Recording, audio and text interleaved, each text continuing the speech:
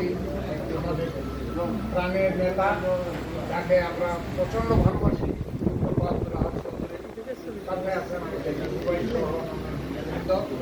সবাইকে অভিনন্দন জানাই। আজকের যে সময়, আজকে দেশের একটি ক্রান্তিকাল, যখন রাস্তা বের হই, যখন আমরা বাড়ির হসপিটালে যাই, আমরা চিকিৎসার জন্য সবাই অসুস্থ গেলে পরে যখন সেখানে সেই অবস্থাটা দেখি, তখন হৃদয় রক্তক্ষরণ হয়।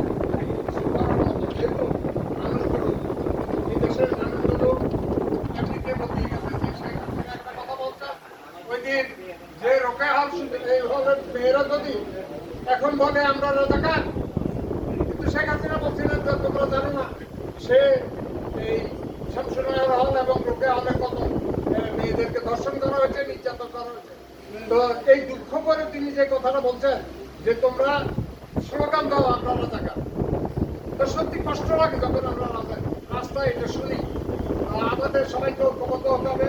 আমাদের এখন যে সময়, আমাদের মাঠে যুদ্ধে যাওয়ার সময় নেই, আমাদের নেই, কিন্তু তোমাদের যুদ্ধে যাওয়ার সময় আছে এবং শেষ সময় পর্যন্ত লড়তে হবে।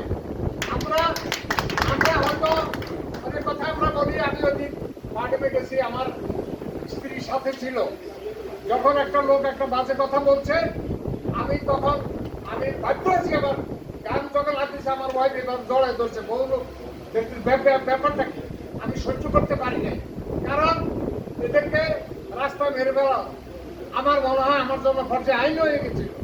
যাই হোক, আমি ধৈর্য ধারণ করেছি, জানি না কতক্ষণ করতে পারবো, তবে ওই যেই কথা বলছি তখনই যে আমরা মৃত্যুর আগ পর্যন্ত যতক্ষণ বেঁচে থাকবো আমরা তোমাদের পাশে আছি। তোমরা রাস্তায় নামো, আমরা শেষ সময় পর্যন্ত তোমাদের পাশে থেকে তোমাদেরকে সাহায্য দিয়ে যাবো। ধন্যবাদ সবাইকে। জয় বাংলা, জয় বঙ্গবন্ধু।